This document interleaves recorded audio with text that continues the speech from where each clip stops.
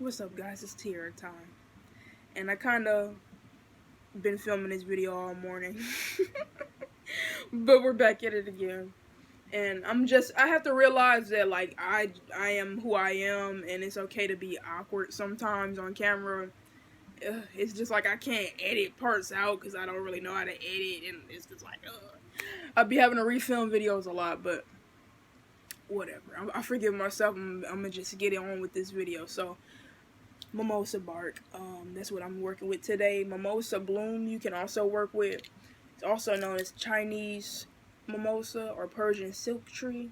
Goes by many names, but if you live in the South like me, okay, I hear a fly flying, so I'm like looking at the corner like where the hell did that fly come from? Anyway, so if you live in the South like me, this plant grows everywhere. I don't know about other regions of America, like up north and stuff. I don't remember seeing it up north because I was born in Milwaukee. I was raised in the South though. I don't remember seeing up north, but it grows all over the South. Like I know it does grow in Tennessee because that's where I first came in contact with this plant. And looking back, the benefits. See, that's how I know I was really meant to be a herbalist, because looking back at the benefits of this, it's like, damn, bitch, you playing with the thing, but it's like you need this herb. I was like, really, I would say I don't really resonate with the term anxiety anymore, because I feel like when you diagnose yourself as something, it kind of can take over your life in a sense. So you just have to, remember that these things that you feel are normal, and they come and go, and the best thing to do is meditate on it and just like get to the root of what causes these problems. And that's now that we're older, we might have played with mimosas when we were kids, but now that we're older, we're like, okay, what made me feel this way when I was a kid? Like, what, like, you just get to, like I said, diving into inner child healing and just healing in general. And, you come back in contact with these plants that you spirit put into your hands for a reason. And I was a kid that, I kind of had, by medical terms, undiagnosed anxiety and ADHD.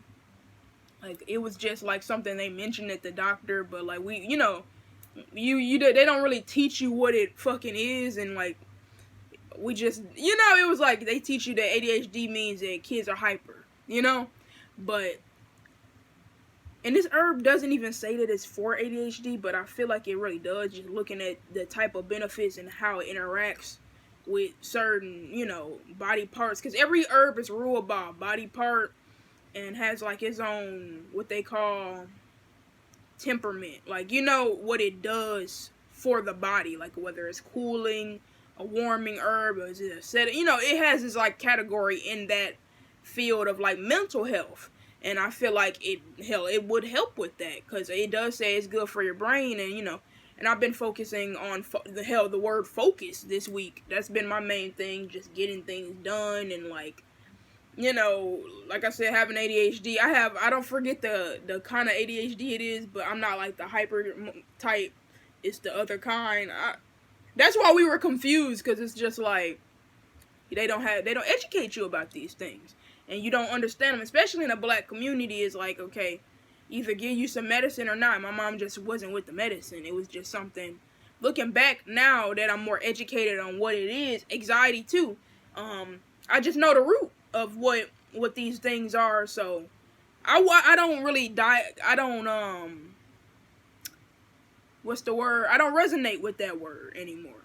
Of course, we all get anxious. I'd be kind of scared to go pay for gas sometimes, but it's just like, ever since I stopped associating with the word and all of that shit, and just realized, hell, this is who I am. Like, even with the ADHD shit, it's like, alright, like, I ain't finna beat myself up for not getting some shit done today. It's like, you just really gotta, like, understand that you are a human being with human emotions that you are allowed to feel.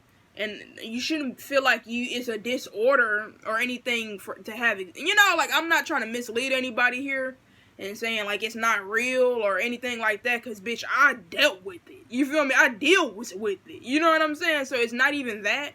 It's just like, I just feel like in these terms and in these days, like, people just put you on any fucking medication for anything. Like, and it's just fucking stupid to me. It's like, you can just take herbs for this, you can just meditate on this, you can journal on this, see what caused it. You know, like, I don't want to get into my personal shit, but a lot of my anxiety, I know what it, you know, now looking back, like, oh, that was that. You feel me? That's what the fuck that was. Or, you know, and once in, you might take you some years. Like I said, it didn't hit me until hell fucking this year. Actually, like the last 2 years, like, oh shit, like it's okay to like start cleaning this table and then cleaning the ceiling. Like, what the fuck, you know, the ADHD thing. If you know, you know. But it's okay to be able to, like, I don't know, like, you don't have to feel like some shit is wrong with you. And you can take simple, safe herbs that you fucking you have in your backyard, instead of some shit that's gonna turn off some receptors in your brain for 5 seconds or however many hours or whatever, and then you're gonna come back and crash right back to those same emotions instead of like dealing with them. So I feel like that was a spiritual rant from spirit directly through me to you. You feel me? Because I don't know what the fuck just came over me. I was supposed to be talking about mimosa, but I feel like that was the perfect rant to kind of go into what the benefits of mimosa are. Antidepressant, anti-anxiety, mood swings, anger and stress, just scattered brain, just you know, just a lot going on. You just want to balance and focus. That's what, you know, ancient Chinese people use. Ancient China used, I guess same thing, this herb a lot for those things. And even in modern times, has those same benefits. So people were on to something. You always hear about who was using what first or what region, because it is native to Asia. And it grows kind of all over Asia and China, Korea, who else? India. So it's just, they really, you know, truly work with this medicine from way back when. And to see the benefits still show up the same today is just like, wow, how did they, you know, they were onto some shit. And people always say you need a degree, but it's like, they were doing this shit and it works for people. Now, this is my first time. I've been researching on this herb for like a year now, and it's like, okay, I know it's medicinal. I'm gonna get my hands on it. You know, I just haven't been able to get my hands on it. But then my aunt, look in my uncle's yard, and he has this big ass mimosa tree in the back, and I'm like, cool. I think I collected some like 2 years ago, but it wasn't enough to do anything with, and I was like, I got it though, you know, and I just never did anything with it. But now I got it in bark form, and I got some dry blooms to make tea with. And I kind of cheated because the night I came in with this, it was late, and I just carved it, like sleepily carved it, and like put the alcohol over it, and was like, I'm gonna make a video later. But anyway, yeah, it's just a spiritual cleanser. That's what they used it for, to kind of just come back to, you know, you and the root and the cause, and, you know, and just really analyze things. And I want to say on this one website, because, you know, every herb is ruled by a body part, and I want to say brain did pop up. Why am I pointing to my chin? Brain did pop up, lungs popped up, and heart popped up. Like, I always forget the body parts sometimes, but I want to say those did pop up, and it does make sense because the ancient Indians used it for bronchitis and respiratory problems, just getting shit out the chest type things.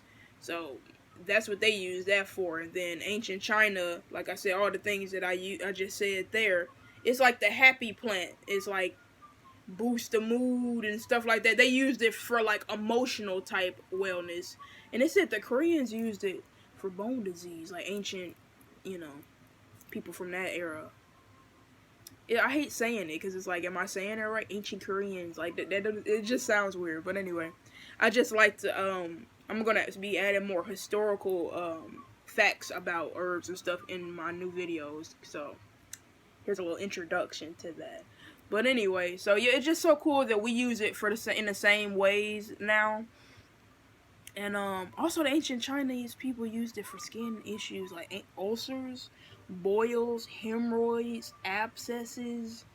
What else? It was some other shit. I was like, wow. It's just, it doesn't hurt to give it a try. I've never done it. Like I said, I've learned about this plant. I know the chemical compounds and shit. I'm studying on this plant. You know what I'm saying? So I got my bark. I carved it down with a potato peeler. Filled it to the brim. I have some dry blooms over here. I'm making tea with and stuff here soon. I'm gonna make a herbal iced tea, and I'm gonna include mimosa in it. And mimosa blooms, because that's what I wanted to do with that. I was like, I want to get to the bark with the tincture, and I'm gonna use the blooms for tea. But yeah, it's just really like a get your shit together kind of herb, and it's crazy that it's all over the South where a lot of people need it down here. And I want to say, yeah, pretty much all over the East Coast, like you can pretty much find mimosa. I know it grows in the Carolinas for sure. But yeah, mimosa bark, man, you gotta get on it. And I made a video on my TikTok, 'cause I don't want to keep rambling on about the same ways to make things, but I've made a video on it. It's called Safest Ways to Make a Tincture. It's on my TikTok at Time for Tea Apothecary. T being like a T, letter T. I always have to like how do I get it together? Because when I say Time for Tea, people probably just go search up tea and it like just nothing pops up. I don't know. Like the teacup, because I sell tea, so it would make sense. But anyway, safest ways to make tinctures. I'm actually gonna pin this video after I post this video, so you guys can just get right to it. And it talks about what type of vodka to use, or what type of alcohol to use, because you can really use. Hell, I've seen people make tinctures with brandy, rum. I just seen a chick make a tincture with some tequila. I was like, what the fuck? Because I don't drink anymore, so it's like, this would be the closest to alcohol I would get. And, I'm like, I used to have, like, a lot of leftover alcohol left over from when I stopped. And I could have made a tincture with, like, I don't know. It was all about the proof, and I don't think it's, I don't know, is it 80 proof? Jose Cuervo, like just the clear kind. That's what I used to. Is that 80 proof? Somebody comment that. Anyway, you can just really use, I wouldn't say any alcohol, but it's just kind of really about the proofs. I'll talk about that in that video. Like I said, I'll pin it on my TikTok at Time for Tea Apothecary, and I think I'm gonna go ahead and post that on my Instagram too. I don't know why I haven't, because I've been posting about my YouTube tincture videos, and I haven't reposted that. It's just a lot of work reposting your TikToks to every platform. Shout out to the people who run businesses and platforms that do that shit, because I was doing it up until like I just slipped up, and now it's like I got not 5 months, I'm wild. I got about 2-3 months of like content that I haven't re-uploaded to other platforms. Like I just realized in early June, like it's still early June, but early June, I was like, damn, like you ain't posted on Facebook since April. Like that's wild. So it's just a lot, and I'm getting out a lot of content as much as I can. I'm actually about to see, I've refilmed this video so many times, so I don't know if I showed you guys this already, but my shit's starting to wilt, so I'm finna tincture these two herbs. If you know, you know. Subscribe, put your post nines on, so I ain't gonna tell you, but you'll see it in one of the next videos. I'm on a roll. I might film it right after. Yeah, I'm gonna have to film it right after. Well, I don't have to film. I can do how I did to y'all this time, because fucking who wants to see the process every time? We're just kind of talking about the herb. If you want to watch how to make a tincture, I do get into it like deeper in my actual pad. Like watch my last 2 videos on tinctures. I talk about it. It's the same process, just a different herb, you know. So anyway, I had a little list here to keep my mind straight. Like I said, ADHD. And I want to make sure I said everything. And it looks like I did, you know. I don't know if I mentioned that it has anti-cancer benefits, though. I don't know if I mentioned that. You know, studies are, they say, you know, studies are always being done, you know, to keep you from, like, believing some shit. But anytime I see some shit like that, I'm like, anti-cancer? Because they clearly say that soursop is on that. But then as soon as you search it up, it's like, oh, the studies are still like, fuck that. Like you said, it's better than chemo, then it's it. You know what I'm saying? Anything that has anti-cancer benefits has anti-cancer benefits, whether it's strong or weak. you know, some are stronger than others, but anybody who has that, like, get on this, because I promise you, there's a lot of people in the South who need this medicine, and it grows right down here with it. If you live up north or on the West Coast and it grows out there, let me know. Comment below where you live at, state-wise anyway. We don't gotta get personal. I live in North Carolina, and I know it grows for sure pretty much everywhere down here. So Mimosa, Persian silk tree, Chinese mimosa, whatever you want to call it. We out.